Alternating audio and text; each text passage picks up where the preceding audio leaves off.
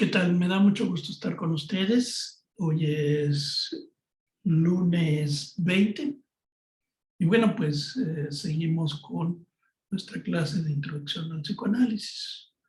Estaba yo por enviarles una pequeña intervención que hice en YouTube de qué es el psicoanálisis. Se las envío en el curso del día y que resume muchas de las ideas que hemos estado trabajando aquí e incluye algunas nuevas. Pero bueno, algunos de ustedes me pidieron que les dijese la ubicación de la película que les había recomendado, ¿verdad? Sobre este hombre, ¿cómo se llama? Recuérdenme.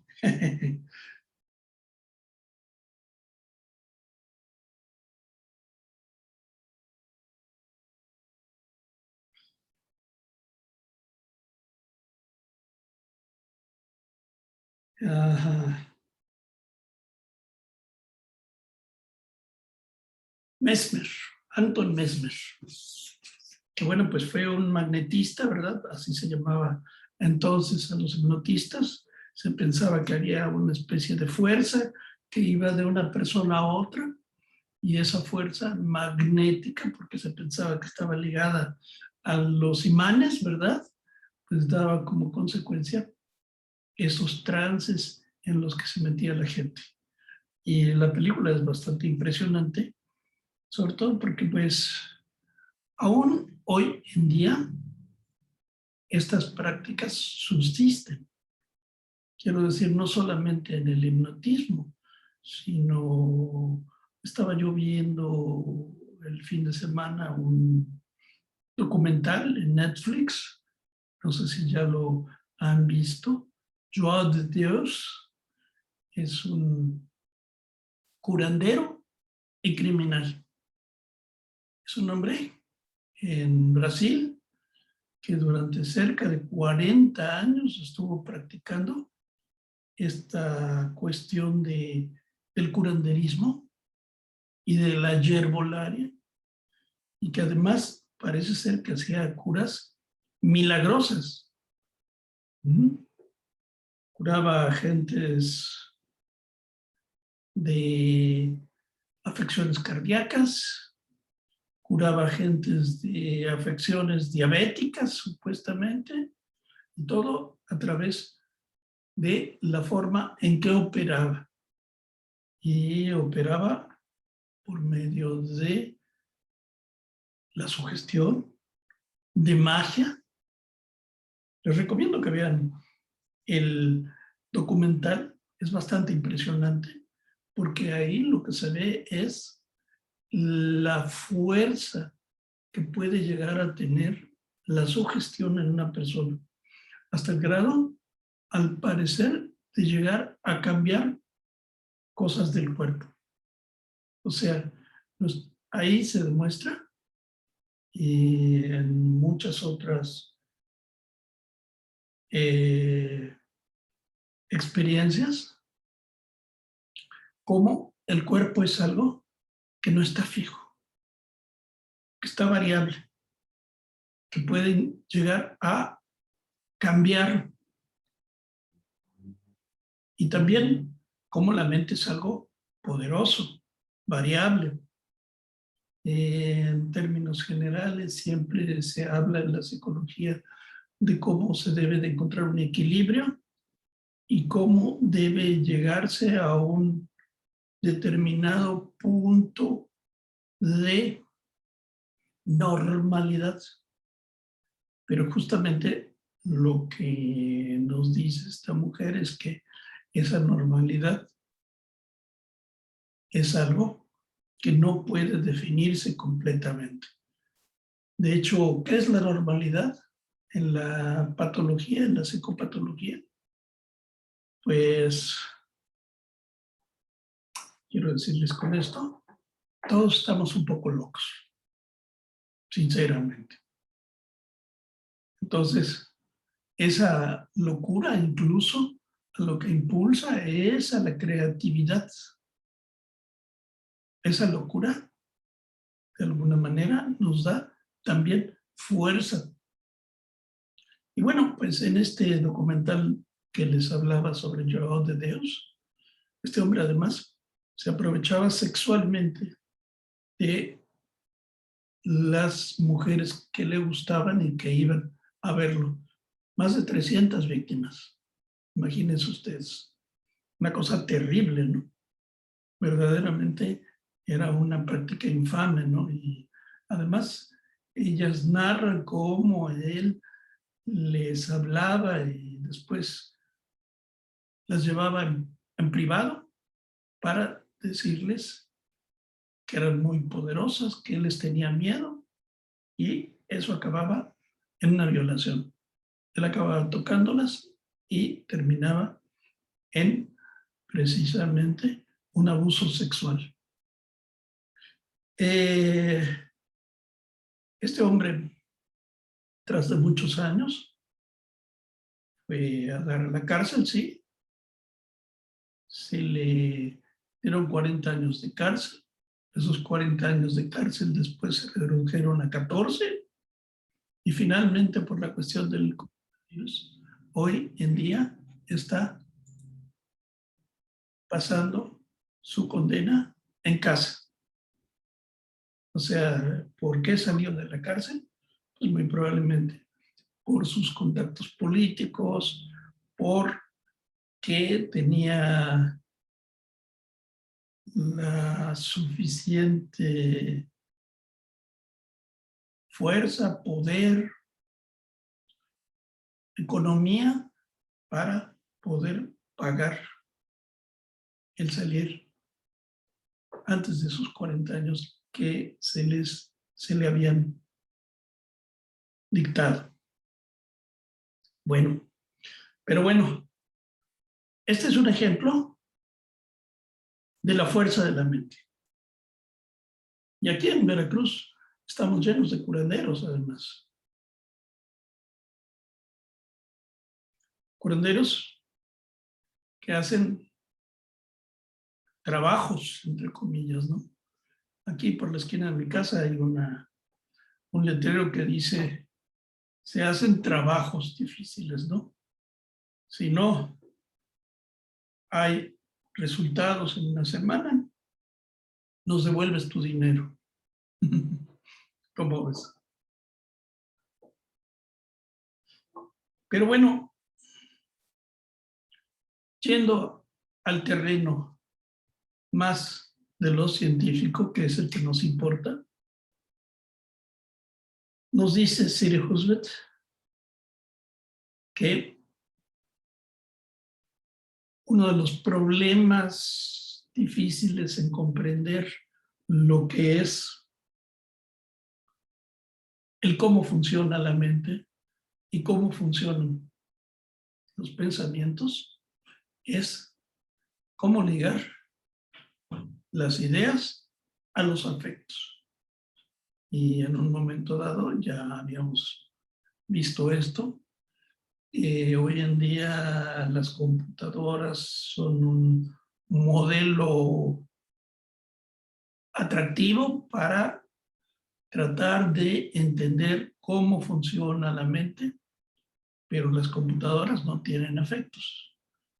Y lo que ella trata de demostrar una y otra vez en su libro es que los afectos ayudan a la comprensión del mundo. Entonces, comprender quién soy, cómo es mi compañera, mi compañero, cómo son mis maestros, cómo son las personas que me rodean, pues no tiene que ver nada más con la memoria, no tiene nada más que ver con guardar recuerdos, sino con guardar lo que esos recuerdos producen, que a final de cuentas son afectos. Y el afecto es fundamental para comprender el mundo. Por ejemplo,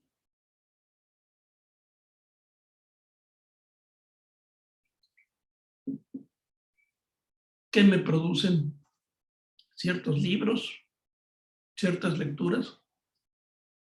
Yo todavía recuerdo cuando leí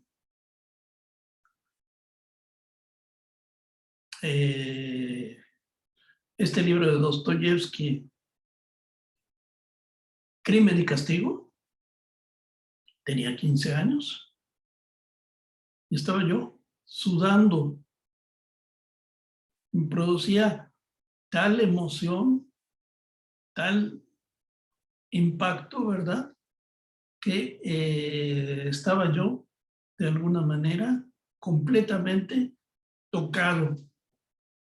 O incluso esa misma sensación me la han producido ciertas películas. Películas como Fresas Silvestres de Ingmar Bergman. Yo he visto casi todas las películas de Ingmar Bergman, es mi director favorito. Y bueno,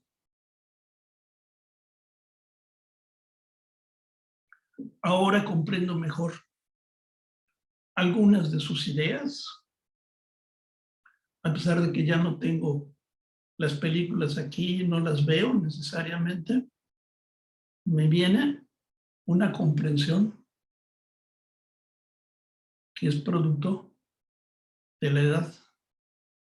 Por ejemplo, en Fresas Silvestres, el tema es un hombre que es doctor y que de pronto se enfrenta a los últimos años de su vida. ¿Cuántos años más viviré? ¿Qué es la muerte? ¿Existe algo después de la muerte? Y bueno, pues este hombre justamente va a tener estas ideas y la película tiene un tono además que es extraño porque está realizada en blanco y negro. A propósito, por cierto. Y yo se la recomiendo mucho también porque es diferente ser joven a ser viejo y enfrentarse con la muerte. He encontrado muchos pacientes adolescentes que dicen, a mí no me importa morirme, no me importa la vida, pero es de alguna manera también una forma de enfrentar a los adultos. Uno tiene que verlo de esa manera también. Y cuando uno es adulto, cuando uno es viejo, pues evidentemente se enfrenta a la muerte como una realidad, como algo posible y cercano. Bueno, dice aquí también Husvet que hay personas que cuando han sufrido un accidente y que tienen daños en el lóbulo frontal, por ejemplo, tienen las emociones embotadas. Y eso lo que les impide es actuar en beneficio propio. Su subjetividad no está cerrada, sino abierta al mundo exterior. Dice, es un hecho indiscutible, pero que suele olvidarse. Y los científicos obsesionados con las funciones cerebrales a veces tratan estos procesos como si tuvieran un lugar aislado que no formase parte del cuerpo. Un ramillete de neuronas metido en una cuba que solo se ocupa de lo suyo, sin interferencia alguna. William James decía, toda acción es una reacción al mundo exterior. Y el estadio intermedio de la consideración, la contemplación o el pensamiento no es más que un lugar de tránsito, el fondo de un circuito cuyos dos extremos están conectados con el mundo exterior. La corriente de vida que nos entra por los ojos y las orejas sale por nuestras manos nuestros pies y nuestros labios. Y mientras más fuerte sea esa estimulación, de alguna manera va a ser más fuerte también la expulsión de esos estímulos que nos atraviesan. Somos medios.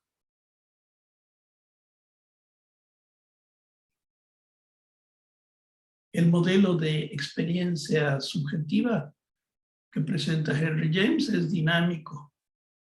Incluye el mundo que percibimos, con todo lo que implica. Imágenes, sonidos, olores, sensaciones, emociones, otras personas, pensamiento y lenguaje. Todo esto está dentro de nosotros. Incluso habrán ustedes escuchado muchas veces que tenemos 5 sentidos. Bueno, hay algunas personas que tienen más sentidos. Personas que perciben la temperatura de otra persona.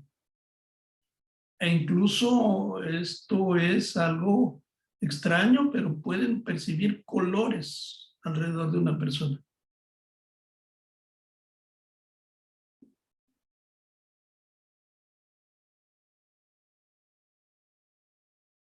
Todo esto está mal estudiado, desde luego, y requiere más estudio.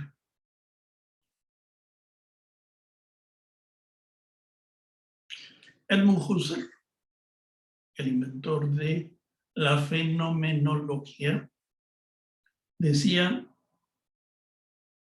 que había 2 sentidos de lo corporal: Körper y Life. Körper, que en realidad las dos palabras significan cuerpo en alemán, pero Körper sería nuestro cuerpo físico. Una cosa, algo que en la medicina y la ciencia puede observarse desde el punto de vista de un tercero como si fuera algo inerte, fijo. Puede diseccionarse. Mientras que el life es el cuerpo vivo, el ser animado de la primera persona, con experiencias psicobiológicas. Podemos encontrar el Körper en la anatomía de Grey. El life lo encontramos en nosotros mismos, en la encarnación del yo.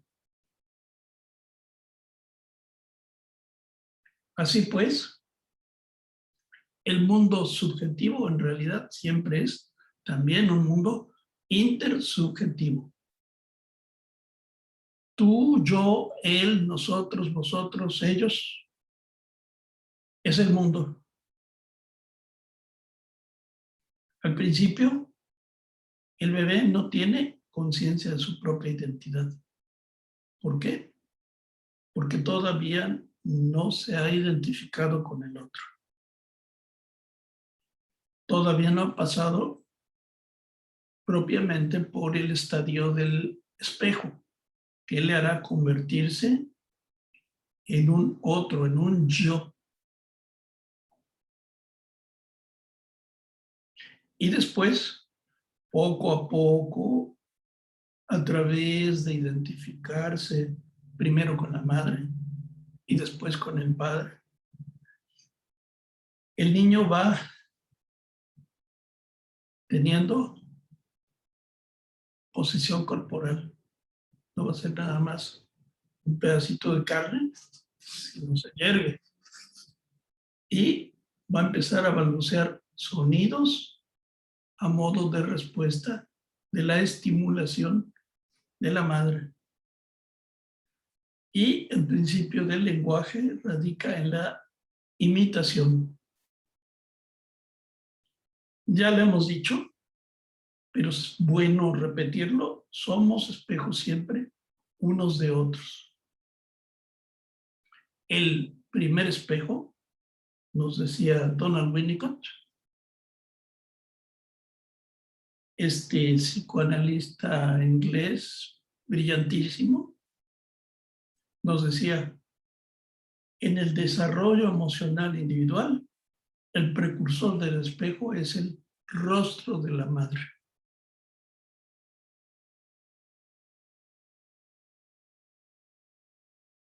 Cuando mira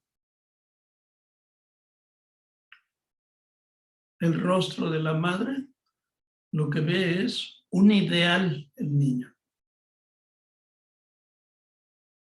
Y ese ideal va a reflejarse en la imagen que va a formar de sí mismo.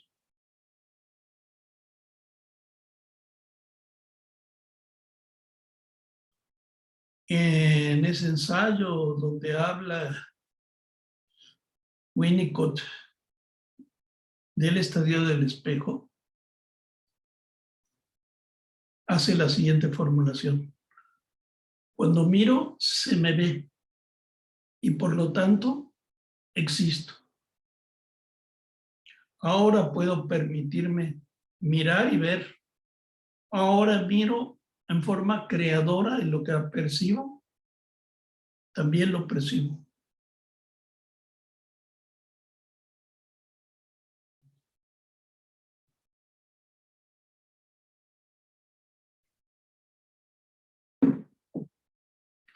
Hay algo curioso que sucede con los pacientes psicóticos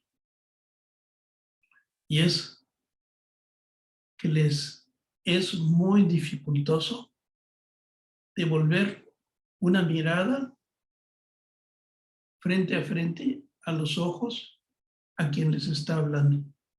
Siempre su mirada es hacia abajo, de lado. Lo que evitan es mirar. ¿Por qué? Porque ese otro lo que les produce también es miedo.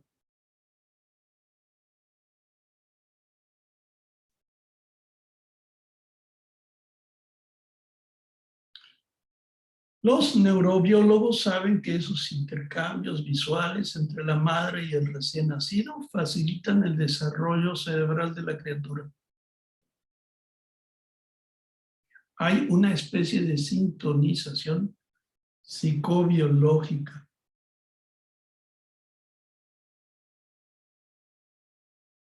Y esta diada madre y bebé es la descripción de una relación cargada de afecto. No solamente es una información visual o lingüística, sino es una información afectiva. Tenemos el famoso caso de René, escrito en el libro de Madame Sechihaye, ensayo sobre una esquizofrenia. Bueno, pues la madre de alguna manera lo que tenía es un completo rechazo a su hija, ¿no? Entonces, lo que hacía es no ponerle atención, dejar que se orinara, dejar que se cagara, no alimentarla debidamente. En otras palabras, de alguna manera, empujarla hacia la locura y hacia la muerte. Esto es posible, no es natural ni es necesariamente indispensable que una madre quiera a un hijo, a una hija. Eso es algo que se da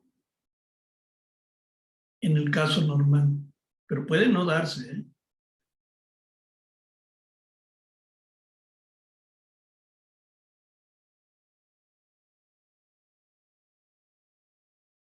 Nos moldeamos a través de los demás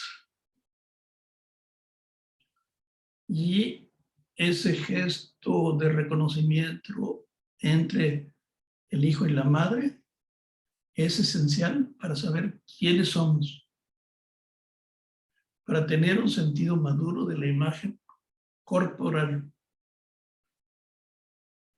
Nuestra imagen corporal es también inteligencia.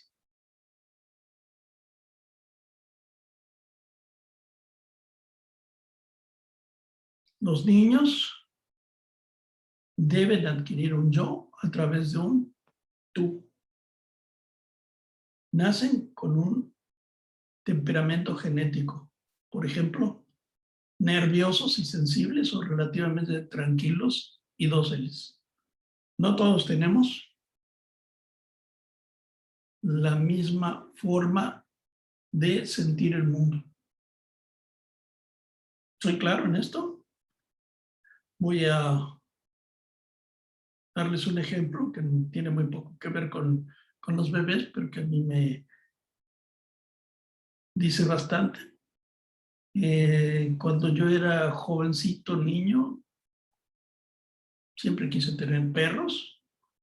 No tuve la oportunidad por la cuestión económica, por vivir en la Ciudad de México, por vivir en un departamento hasta edad avanzada. Y ahora, afortunadamente aquí en Jalapa he tenido en diferentes ocasiones perros. Y he tenido más de 5 perros. He tenido 3 pastores alemanes y ahorita lo que tengo es un pastor alemán y una Akita. Qué diferente carácter tienen los perros. Recuerdo mi perrita anterior, Greta, era una perrita que era cariñosa, pero no ladraba. ¿Pueden ustedes creer eso? No, no ladraba. Era silenciosa. Y otra cosa que pasaba es que cuando llovía y caían los rayos, se iba a esconder a mi recámara, a nuestra recámara de mi esposa y mía, porque tenía miedo, un terror espantoso. Curioso, ¿no? Actualmente tengo una nueva perrita, pastor alemán, que pues compré para sustituir a la querida Greta. Y esta nueva perra que se llama Maya es bien peleonera. ¿No saben ustedes? Pues cuando empieza a llover y caen los rayos, lo que ella hace es ladrarle a Dios. Todo el tiempo está ladrando. Ladrando a los perros del vecino, ladrándole y mordiendo a mi otro perro que es más grande que ella, pero pues esto parece que ella es más dominante en su carácter, ¿no? Entonces, efectivamente hay un fondo biológico que nos hace diferentes unos de otros. No todos los hombres, no todos los animales somos iguales. Y debemos considerar eso también en lo que es nuestro estudio de los sujetos. Que incluso pues esta imagen corporal, esta identidad corporal es una identidad mental.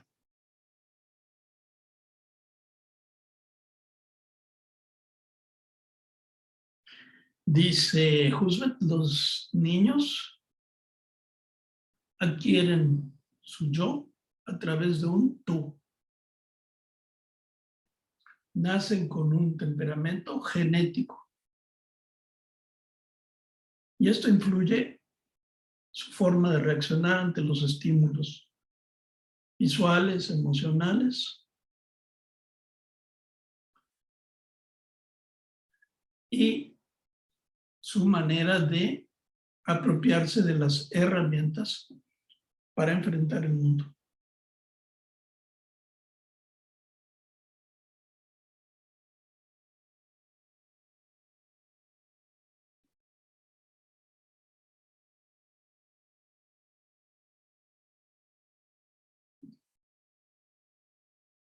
nos describe las neuronas espejo que se descubrieron por ahí de 1995 en los monos macacos por Vittorio Galese, Giacomo Rizzolatti, Leonardo Fogasti y Luciano Fadiga. Dichas neuronas, localizados en la corteza premotora del animal, se activan cuando el nómono hace algo como ir a tomar un plátano. Pero también se activan cuando el macaco observa a otro ejecutar una acción similar, aunque él no haga nada. Estas neuronas espejo también han sido detectadas en los seres humanos y explican muchas conductas del hombre. Nos describe Husserl, por ejemplo, cómo ella es una persona particularmente sensible a las emociones de otros. Entonces, por ejemplo, hay ciertas películas con temáticas, por ejemplo, violentas, que ella no tolera. ¿Por qué? Porque cuando ve que están atacando, golpeando, cortando a alguien en la película, siente que se lo estuvieran haciendo a ella. Entonces, prefiere salirse. Dice ella, bueno, pues ustedes sí han visto esto. Y es, por ejemplo, niños que están jugando y que de pronto tienen un compañerito de juegos que se cae, se golpea y empieza a llorar. Y entonces el niño que era el observador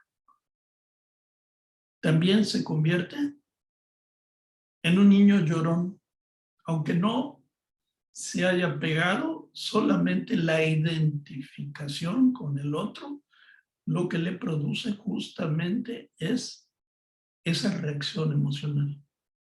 Y allí es muy importante la palabra identificación, que es un proceso central dentro de lo que es el psicoanálisis, porque el identificarnos con el otro es lo que hace posible que hagamos constructos sociales.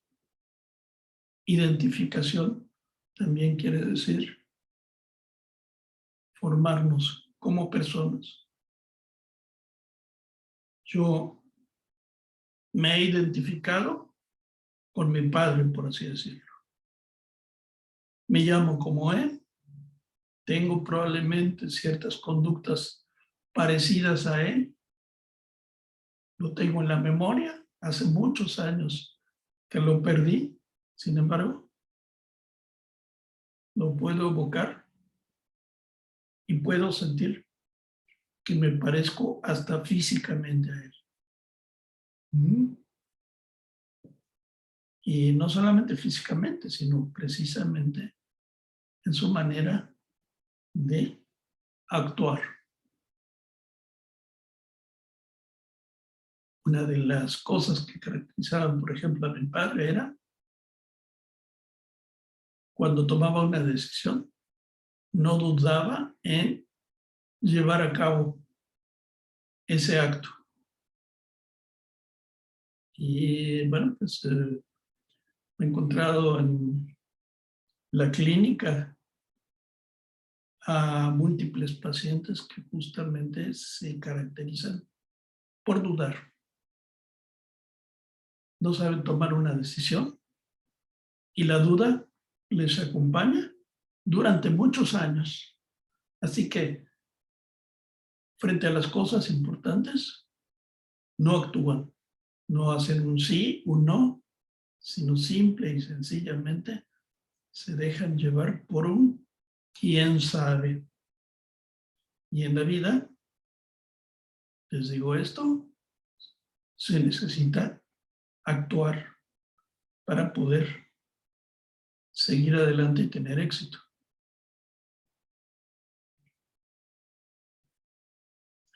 La palabra yo parece bastante tarde en el habla del niño.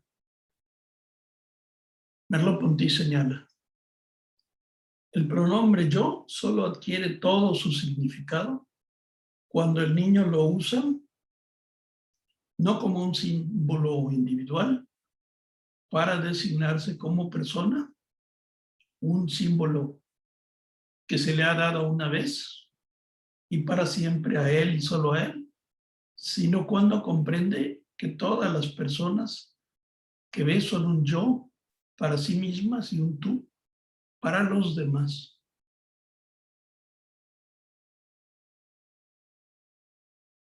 Antes de llegar al yo, la mayor parte de los niños se refiere a sí mismos usando solamente su nombre. Niños pequeños de antes de los 4 años, por ejemplo, que dicen: Ana quiere fresas. Esto es un ejemplo que dio Freud en su interpretación de los sueños, refiriéndose justamente a su hija Ana. Husserl recuerda a su hija diciendo Sofía zanahoria. O sea, en lugar de yo quiero una zanahoria, como no tiene además la expresividad total, lo que tiene es nada más el nombre de ella y le agrega zanahoria.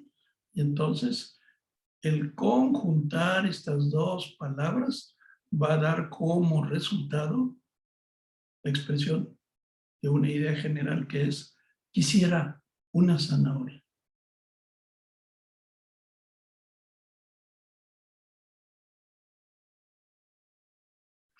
Los gemelos de 6 años estudiados por Luria, ¿se recuerdan el caso? No tenían palabra para el yo en su lenguaje privado. Se referían a sí mismos en tercera persona.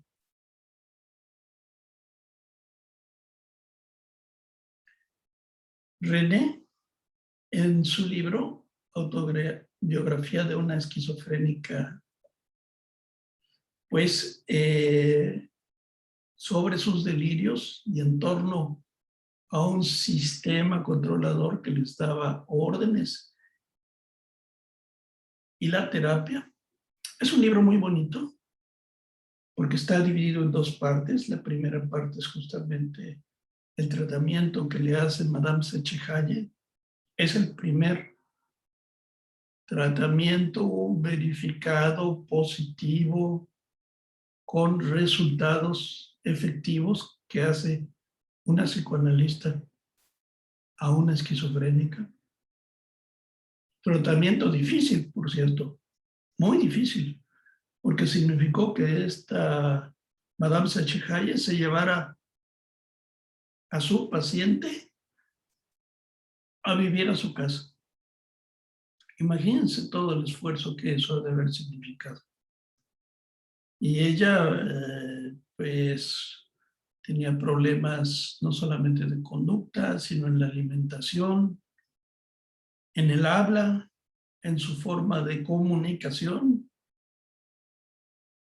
Bueno, pues aquí hay un pequeño trozo de la expresividad de su enfermedad.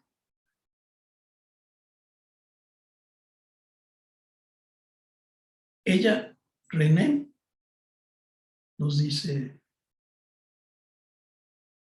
hablaba siempre en tercera persona de sí misma. Mamá y René. René llamaba a su terapeuta, por cierto, mamá,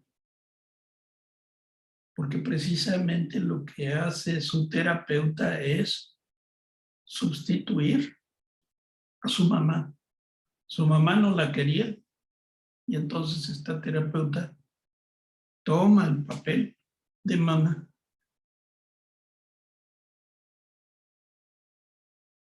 y utiliza estos términos mamá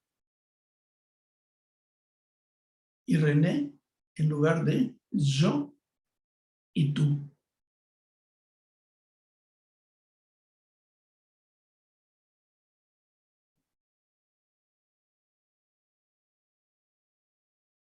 Y llega a decir, René, ya verás que lucharemos juntas contra el sistema. No existía para ella la realidad, sino el sistema era su sistema delirante.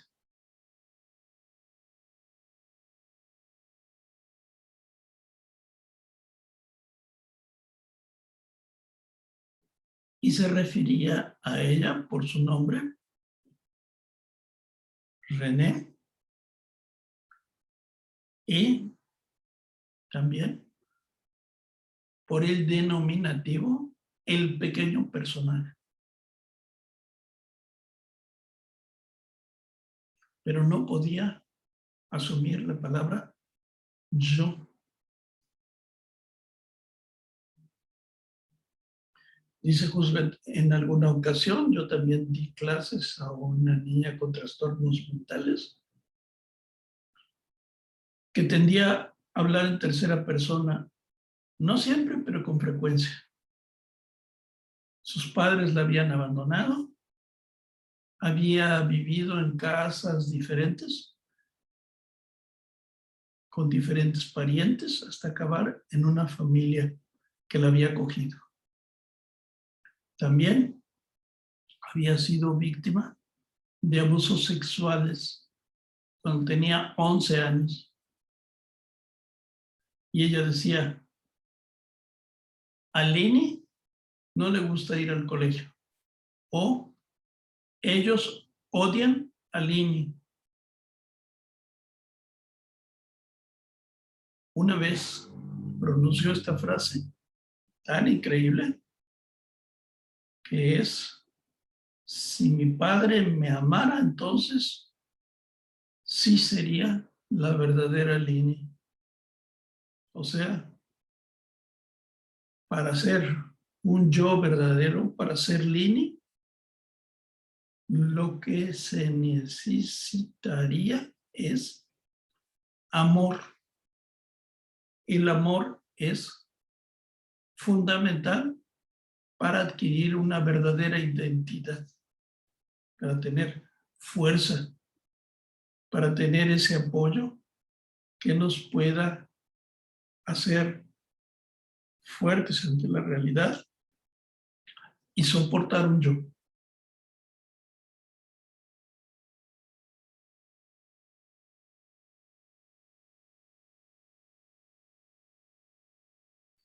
Nos describe también casos, por ejemplo, de personas como el señor D, que tuvo un daño cerebral y que una mano, de alguna manera, actuaba de una forma y la otra mano deshacía o actuaba de manera contraria a la otra mano. Por eso también vuelve un poco a reflexionar sobre el asunto. Nosotros ya estudiamos un poco a Freud respecto a eso, pero quizá sea el momento de ir un poco más a fondo. Freud usa para referirse al inconsciente la palabra ello. Es la parte inconsciente del ser regida por las pulsiones. Dice aquí circunstancias de instintos. Nosotros los analistas no usamos la palabra instinto porque el instinto es algo fijo, animal, y las pulsiones es algo a medio camino entre lo que es lo psíquico y lo biológico. O sea, no es solamente algo biológico. Y él toma un término prestado de la obra de George Grodek. George Grodek es uno de sus primeros alumnos. Escribe ese extraño libro, que es el libro del ello. Y el ello es algo desconocido. Es una fuerza que nos hace hacer cosas. Nos empuja hacia adelante.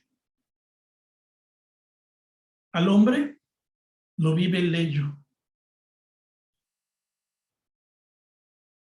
Es una fuerza ahistórica, temporal, de la que no tenemos conciencia.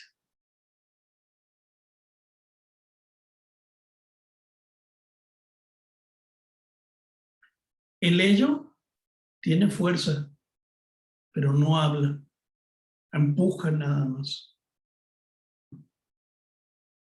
Y bueno, pues nosotros estamos tan acostumbrados en nuestra cultura a hablar de libre albedrío, hablar de la conciencia, hablar del yo, que de alguna manera pues nos espantan estos términos y esta forma de concebir que en realidad probablemente mucho de lo que hacemos no está regido pues por nuestra libertad.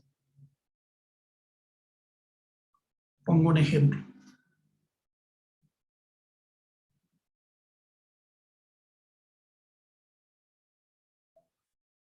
Un acto tan importante como casarse. Supongamos que alguno de ustedes va a casarse. ¿Con quién se casa? ¿Casarse con quién? ¿Por amor? ¿Por pasión? ¿Por qué? ¿Por qué se casa? ¿Y cómo? ¿A quién escoge uno? No es difícil imaginar que algún amigo nuestro nos diga, oye, tu prometida se parece mucho a tu madre. ¿Ya te diste cuenta? Y uno lo que dice es, no, ¿cómo crees? No tiene nada que ver. Sin embargo, quizá nuestro amigo lo que ha visto es algo que nosotros no hemos visto. Y se parecen no necesariamente en el nombre, sino lo que se parece es tal vez en el carácter. Siendo una mujer decidida, tal vez afirmativa, protectora, en otras palabras, como una madre. En otras palabras, como nuestra madre. Eso puede ser perfectamente posible. O en un segundo momento, ya divorciado de esa mujer, pues resulta que buscamos otra mujer y entonces nos decimos, ahora me voy a jugar por la libertad. Estuve engañado en esa primera elección y pues resulta que encuentro una nueva mujer, pero esta nueva mujer se parece a una tía muy querida que fue parte de mi educación en la infancia. Así pues, ¿dónde está la libre elección? Por eso dice Husserl que el instinto está más arraigado de lo que uno supondría.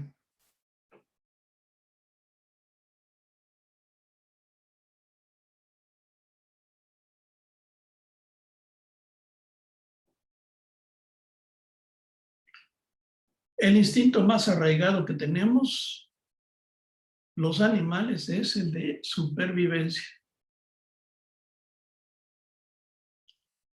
Todo nuestro ser ha sido seleccionado para continuar su existencia y superarse a sí mismo. Es probable que todos los animales posean un sentido de su propia vulnerabilidad y mortalidad. Aún así, parece ser que los seres humanos podemos jugarnos por el suicidio e ir en contra de el instinto de supervivencia. Por eso Freud en algún momento también lo que concibió es que había una lucha de fuerzas en donde ponía la pulsión de vida de un lado y a la pulsión de muerte del otro lado. Y estaban en constante batalla y el producto de esa batalla daría lugar a determinadas conductas. Uno entiende perfectamente la pulsión de muerte en ciertas patologías. El alcoholismo, por ejemplo.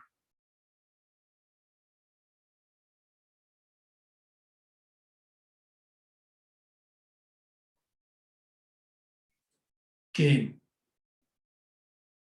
esa embriaguez incluso va más allá de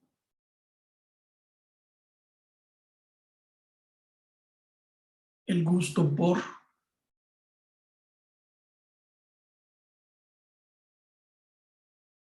el desenfado. Llega a empujarnos a la falta de control, a caer, a sufrir accidentes. Y bueno, pues así como está el alcoholismo, está también la drogadicción, ¿no?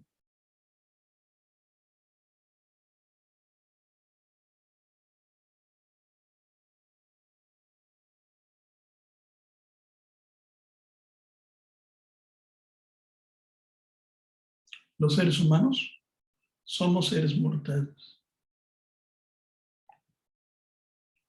Tenemos que tener presente que hay una fuerza que se juega por la mortalidad siempre.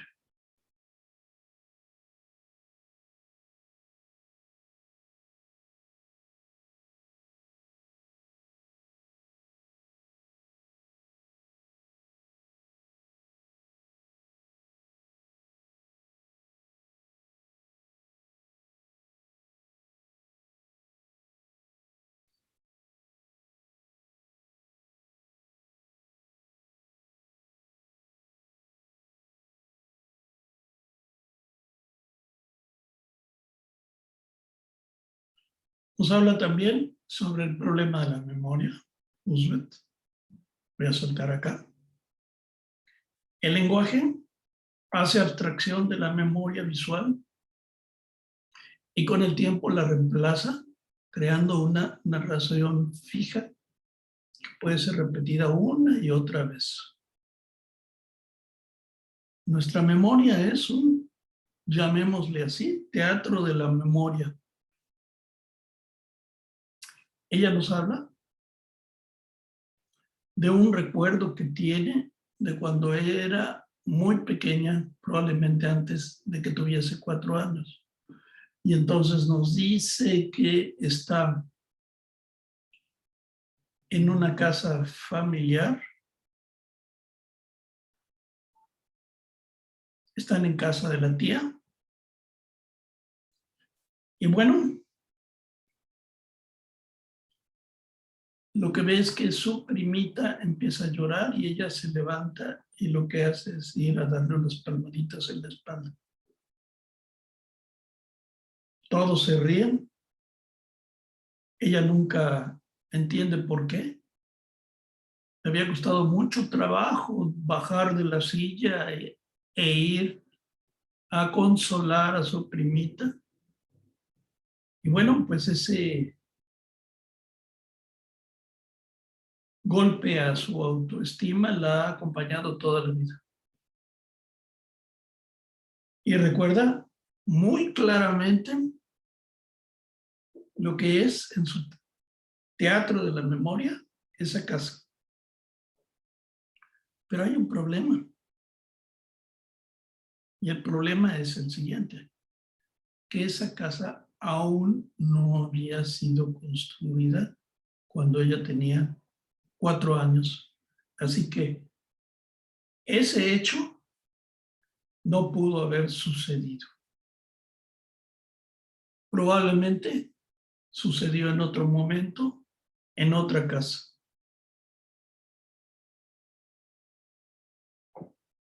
¿Qué quiere decir esto? Que gran parte de nuestros recuerdos los construimos.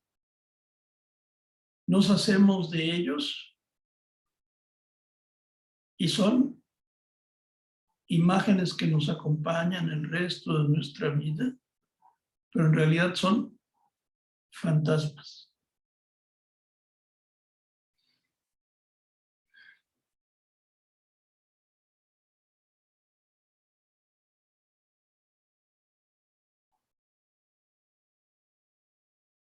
La memoria es algo complicado. Nos relata la experiencia de uno de los pacientes de Luria, llamado S, que lo estudió durante 30 años y que incluye en este libro que se llama Pequeño libro de una gran memoria, la mente de un mnemomista. Es un hombre que tiene la capacidad de transformar largas listas de números y palabras en imágenes y lugares mentales. Cada vez que lee una serie de palabras, las asocia a una imagen visual. Y después distribuye esas imágenes en cierto orden. Y ese orden es una ruta mental que tiene que ver con lugares que ha conocido. En algún momento también yo intenté hacer discursos, clases, precisamente imaginando este método. Y entonces, para explicar, por ejemplo, lo que sería la invención del psicoanálisis, me imaginaba yo siendo Freud y teniendo como esposo a Marta, por ejemplo. Y entonces me ponía yo en el lugar de Freud y me metía esos recuerdos en mi cabeza como si fueran míos. ¿Me entienden ustedes? Aquí el asunto es que es muy problemática la memoria porque para poder memorizar algo es necesario darle espacio. ¿Qué quiero decir con esto? Necesitamos olvidar para poder darle espacio a nuevos recuerdos. De hecho, una de las cuestiones problemáticas en lo que es la neurosis y la psicosis en las enfermedades mentales es que estos pacientes no olvidan lo que les ha sucedido en el pasado. Es algo que les atormenta y que vuelve a su memoria una y otra vez. Entonces estos pacientes todo el tiempo están llorando por algo que pasó hace 30, 40 años, ¿no?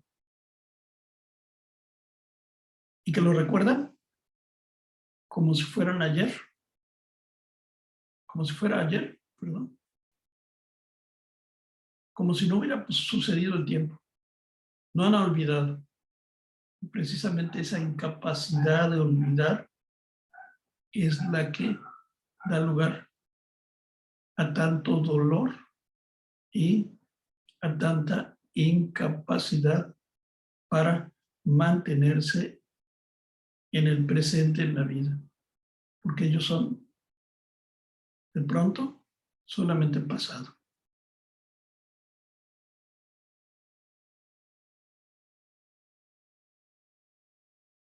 Hay un cuentito que les voy a recomendar, que Sergio nos lo hace presente, y es justamente el de Funes el Memorioso. Es un cuentito de Jorge Luis Borges. Lo voy a buscar ahí en el internet, ¿verdad? Pero precisamente es un hombre que tiene hipermnesia, que no puede olvidar las cosas que va viviendo. Y por lo tanto, no puede llegar incluso a descansar. Cuando uno en la noche se duerme, lo que trata justamente es también de olvidar. Por eso también cuando muchas veces estamos angustiados y no podemos dormir, nos vienen recuerdos de cosas que hemos vivido y que son tormentosas, pues no podemos dormir. Está ahí presente eso.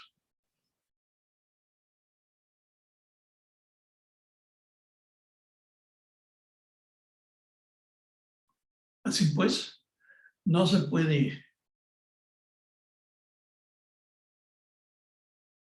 recordar todo.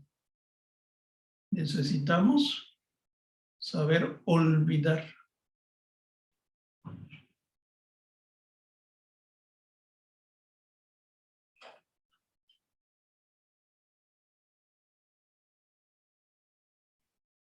Pensar es también olvidar diferencias. Generalizar.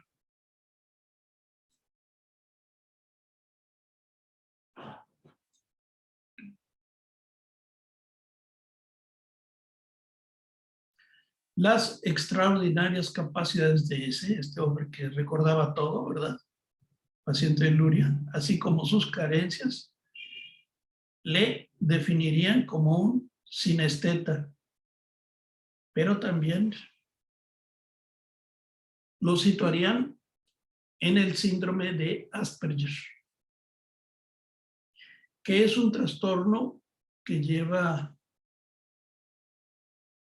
asociada a una alteración psicobiológica y se manifiesta por un conjunto de características mentales y de conducta que forman parte también de los trastornos autistas.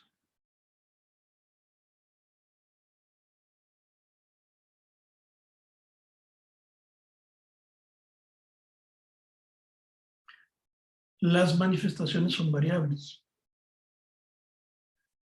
No necesariamente falta de interacción social o de comunicación o de actividades o intereses sociales.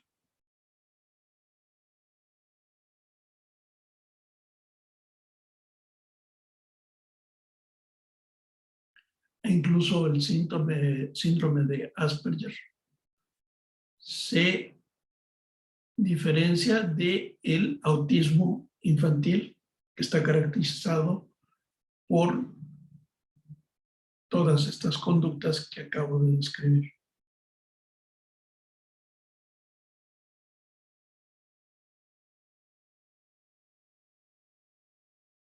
Dice, quizá no resulte sorprendente que ese tuviera un doble, una tercera persona que acompañara al nemomista durante su vida y que sobre él proyectara su propia imagen. Cuando era niño, ese veía a su doble levantarse, vestirse y salir para el colegio mientras él permanecía en la cama.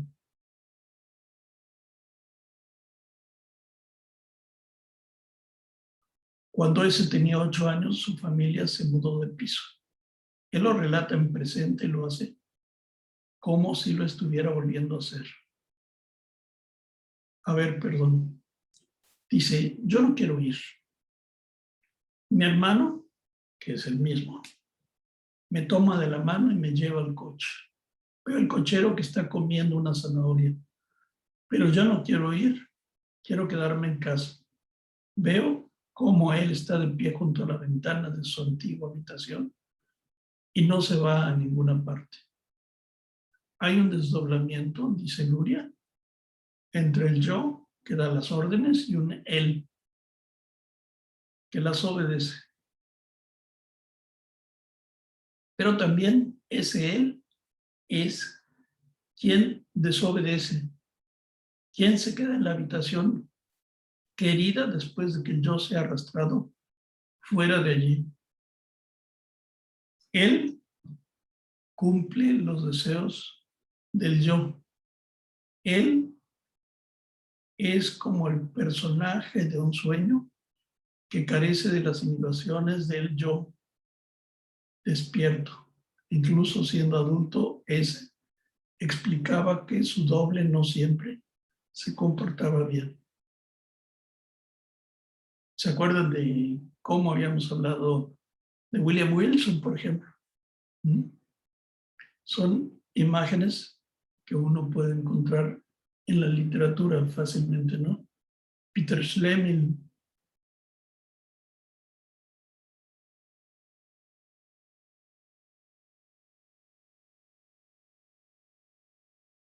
No es inusual encontrar niños pequeños que tienen amigos imaginarios.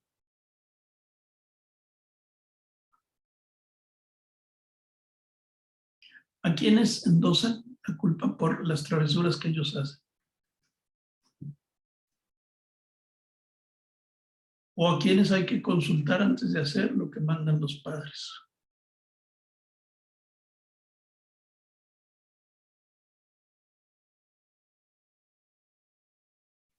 Los niños tienen otra forma de pensar que los padres. Nos dice Husserl que a ella le pareció muy extraño que una vez, en fin de año, el último día del año, se fueron a dormir todos, los padres mandaron a dormir a los hijos y les dijeron, nos vemos el año que entra, ¿no? Era un 31 de diciembre. Y ella quedó muy angustiada, pensando, ¿cómo que hasta el año que entra, no?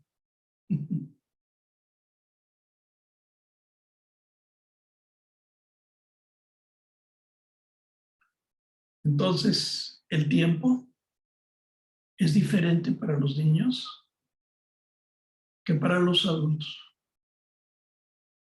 No sé si ustedes han vivido esto, pero muchas veces para los niños el tiempo es muy largo, muy extenso,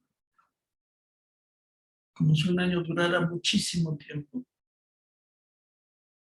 Y para los adultos, que tenemos menos años de vida, el tiempo se nos hace muy corto.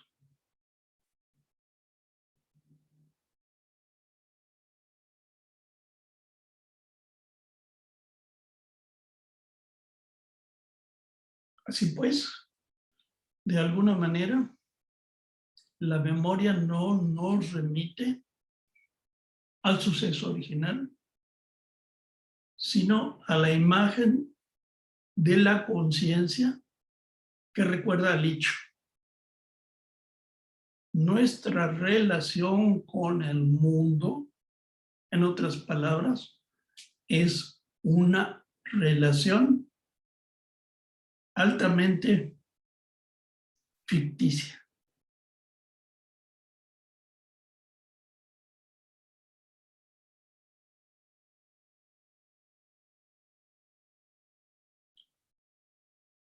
Cuenta Husvet que un amigo le contó una anécdota de cómo su mujer judía, que había estudiado en un colegio católico, tenía como recuerdo el que al graduarse y al ir a recoger su diploma, ella se negó a inclinar la cabeza y besar la mano del sacerdote. Y lo que ella pensaba es que había sido un acto de orgullo, de defensa de su ideología. Y en algún momento este recuerdo se había consolidado o reconsolidado. Pero después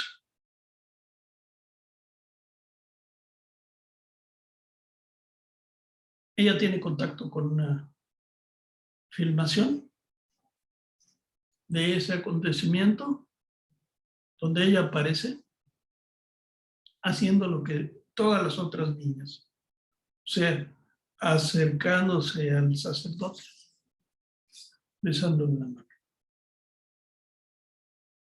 ¿Cómo es posible que ella recordara otras cosas? ¿Por qué no recordaba lo que había sucedido realmente? Y es que nuestros recuerdos están íntimamente relacionados a lo que queremos recordar, a nuestros afectos.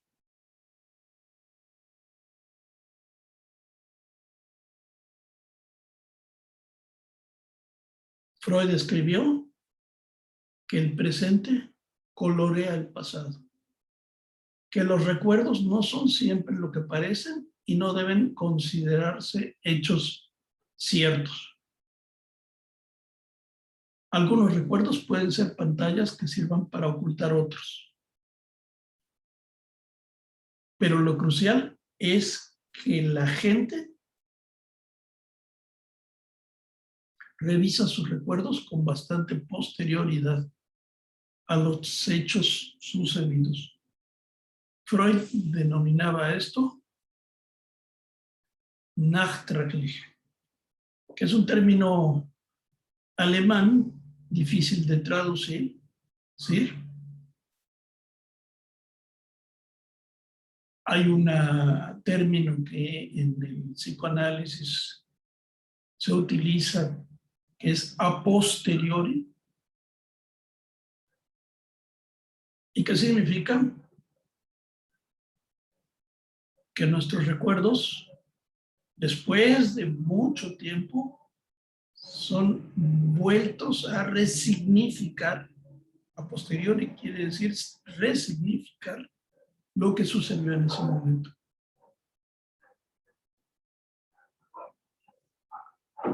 Por decir algo, un abuso sexual.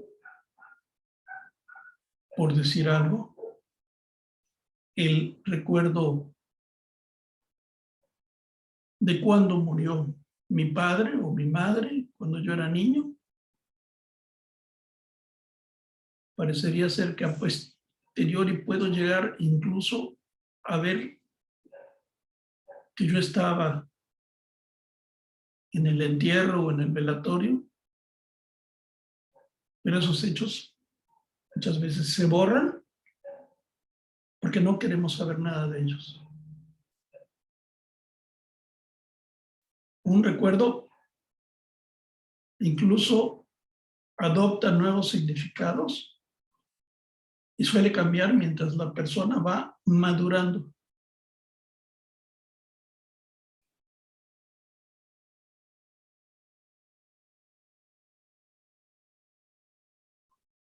Por lo tanto, dice Husserl, las personas que dicen recordar el momento de su nacimiento o alguna experiencia importante sucedida durante su temprana niñez, en realidad se mueven en el terreno de la fantasía. En realidad, nuestra memoria es un edificio que hemos construido utilizando como guía nuestro deseo y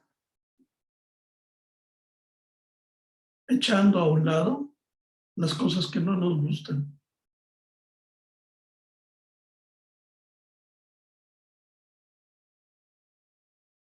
Así pues, la memoria es algo cambiante, creativo,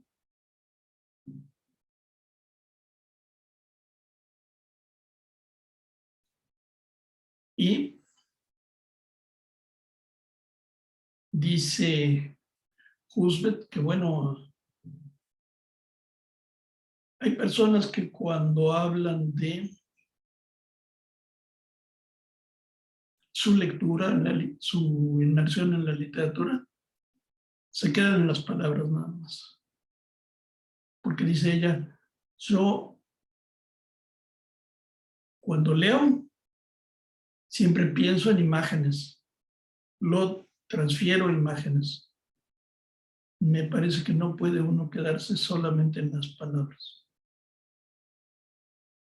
Lo cual no quiere decir que esa forma de lectura tenga que ser obligatoria para todos.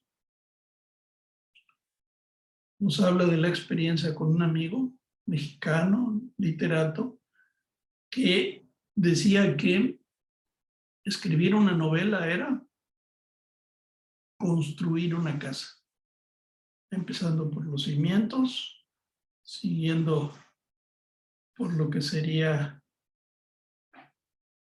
las paredes del primer piso, la escalera, el primer piso, y así.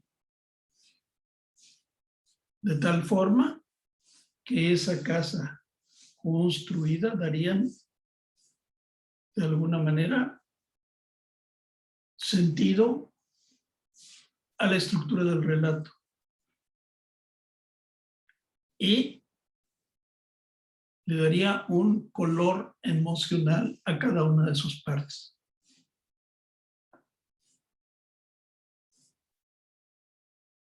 Pero es importante darle su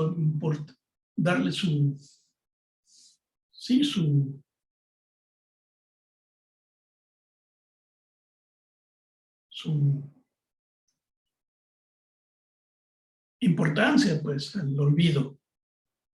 Necesitamos olvidar para poder dar lugar a otras experiencias.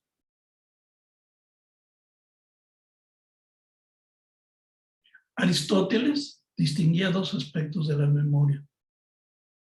El simulacrum, que sería la representación visual de la mente, y la intentio, que sería la carga emocional. Así pues, la carga emocional es fundamental para entender lo que es el recuerdo.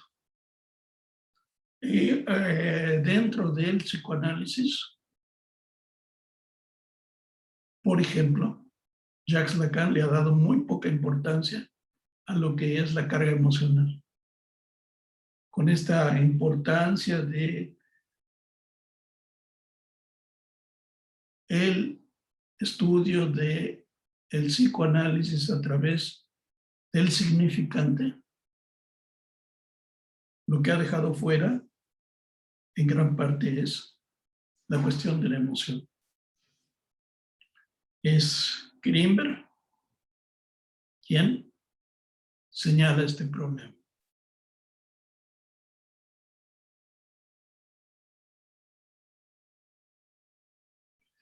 Y la memoria, pues, es tan importante, ¿verdad?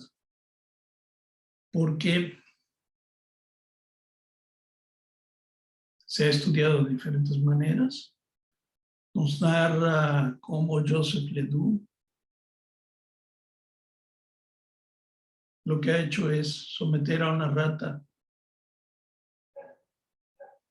a choques eléctricos después de un sonido, y después, cuando activa ese sonido, pues la rata se angustia y está toda aterrada porque piensa que va a recibir el choque eléctrico. No siempre lo recibe, pero lo que se queda es la sensación de que después del choque eléctrico lo que vendrá justamente es, perdón, después del sonido vendrá ese choque eléctrico, aunque no venga necesariamente. Y dice Ledoux, esa asociación permanecerá, según él, durante toda su vida. Así pues, también se puede aprender a través del miedo. Ella menciona este accidente de automóvil que tuvo y cómo hasta la fecha ella tiene miedo a abordar un automóvil.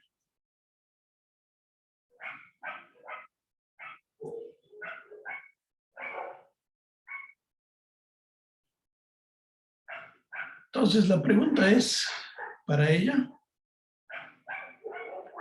¿por qué empezaron sus convulsiones? Ella no tenía una idea de la razón por la que habían comenzado. No la relacionaba con nada, pero después empezó a darse cuenta que esa forma de actuar, de alguna manera, lo que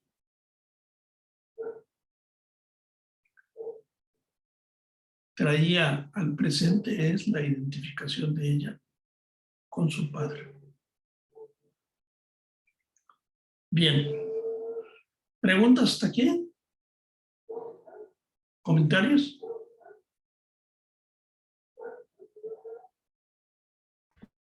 Yo, maestro. A ver. Si quieres, participa, compañera. Ok. Bueno, yo en lo particular, maestro, me pareció muy interesante el tema que abordó ahorita en la clase, porque, bueno, enfocó varios temas, incluso hasta la manera de los niños, y sí me pareció, pues, muy, muy buena la clase, maestro. Muchas gracias.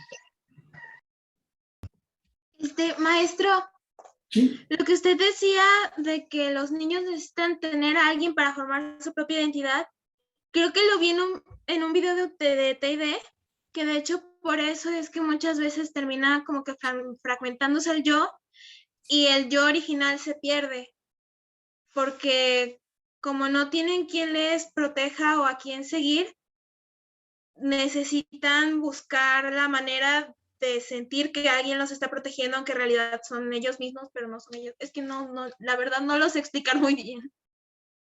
Sí. El yo necesita a un otro para formarse. O sea, el niño lo que necesita para tener un yo es una madre, un otro que sea un espejo.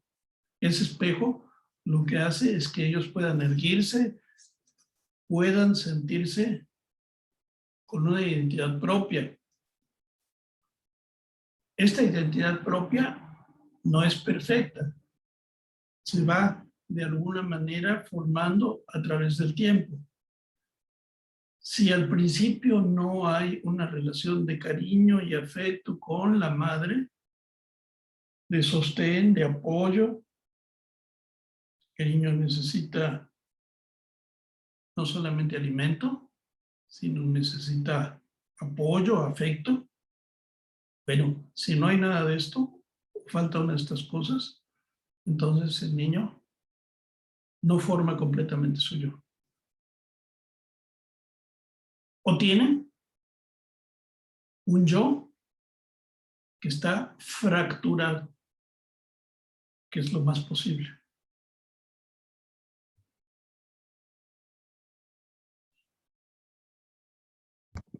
Sí, maestro, gracias. Bien.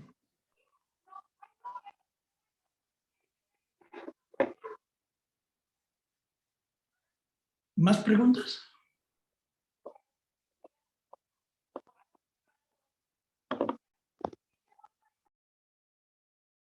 Profesor, yo, por ejemplo, ahorita que comenta lo del pequeño, en caso de que no tenga el apoyo, bueno, de que su yo esté fragmentado, ¿qué probabilidad hay que ya, por ejemplo, después de la niñez o después ya en una etapa adulta, pues se pueda recuperar un poco de ese yo? Porque pues si está fragmentado y de cierta manera, no sé, a lo mejor este joven adulto sigue viviendo con su mamá, pero de cierta manera no ve aún ese apoyo ni emocional, o sea, ese cariño, nada. ¿Qué tanta posibilidad hay de después de eso reparar o tratar de completar ese yo? Pues de eso se trata nuestro trabajo, ¿no? El trabajo de los analistas, por ejemplo, de trabajar alrededor de esa falta y tratar de rectificar. ¿Se acuerdan de lo que les mostraba yo con el kintsugi, no? Como que de alguna manera de lo que se trata es justamente de pegar los pedazos para rectificar a ese yo que se encuentra fracturado. Y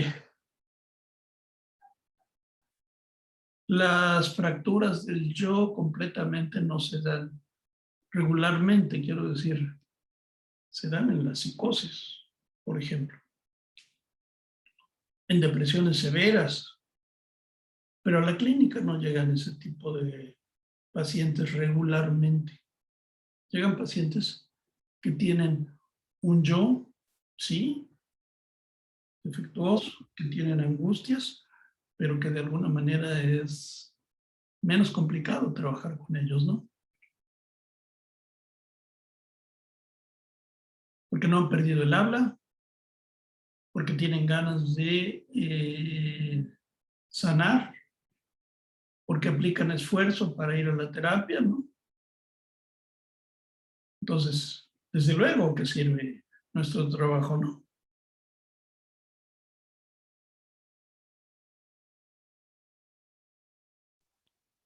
Oiga, profesor, bueno, yo tengo más que nada un comentario, pues respecto desde que empezó las clases con usted, he tratado como de aplicar ciertas cosas que he visto que nos dicen las clases con contrastarlo con lo que vemos, ¿no? Y con lo que vivimos, ¿no?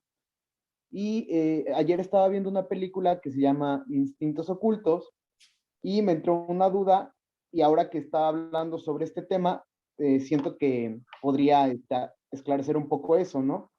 La trama va de que hacen unas fertilizaciones in vitro y mandan a explorar a los humanos al universo. Y lo curioso de esto es que los mandan desde pequeños, ¿no? Y no va ninguna figura paterna o alguien que esté a cargo de ellos más que una máquina. Al final de cuentas iba un adulto que es como el científico de la misión, y en el desenlace de la película fallece el científico, y pues todos los adolescentes que se quedan en la nave empiezan a pasar por diferentes procesos en los cuales descubren que como que les controlaban ciertas intenciones en ellos, ¿no? Porque pues ya como estaban en la nave no podían sobrepoblarla o acabar con los recursos, ¿no? Entonces como que controlaban un poco esa parte de la natalidad y de la reproducción. El punto es que este científico y ellos empiezan a hacer a descubrir todo lo que ellos tenían oculto, ¿no?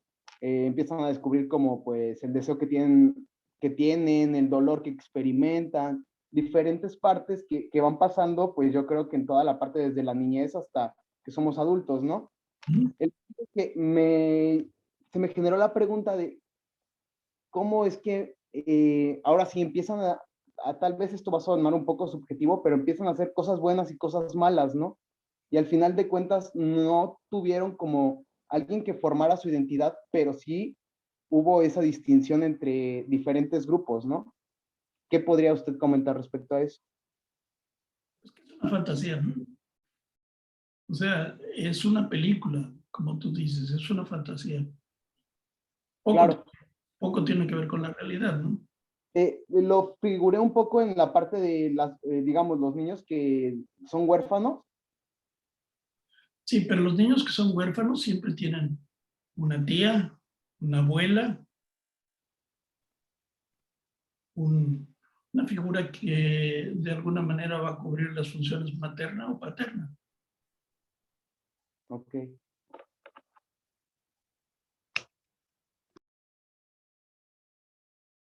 Bien, pues vamos a dejar aquí hoy y nos vemos el miércoles, ¿de acuerdo?